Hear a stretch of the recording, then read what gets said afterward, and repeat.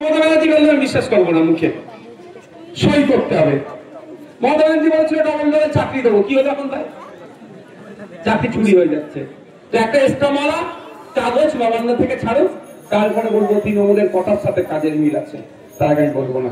তবে এ বিজেপির হাতে আপনাকে তুলে দেওয়ার চক্রান্ত করছে, হাত পা বেঁধে বিজেপির হাতে তুলে দেবে, বুঝতে পারছেন? এখন আপনার আমার হাত খালি খোলা আছে, তাই আগামী দিন আসছে, এইটাই শুধু বলে শেষ করব। 2021 সালে অনেক আপনাদের ভুল বুঝিয়েছে বিজেপি চলে আসবে বলে, অনেকে আমাদের ভালোবাসলেও বিশ্বাস ভরসা করলেও ভোটটা কিন্তু আমাদের বিপক্ষে গিয়েছিল, তৃণমূলের পক্ষে। ওই জন্য 81,000 মতো ওরা ভোট পেয়ে গিয়েছিল।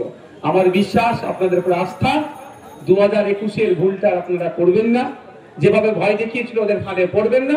2026 খাম চিহ্নকে ডবল মার্জিন দিয়ে আপনারা আবার আইনসভায় পাঠাবেন।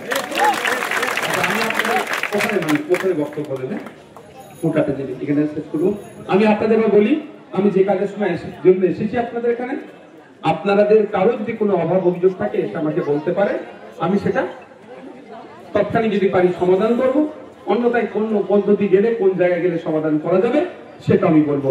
এখানে যাদের দরকার শুধু তারা এগিয়ে আসবেন, সামনে কটা চেয়ার দিয়ে দাও, এটাকে পেয়ে দাও।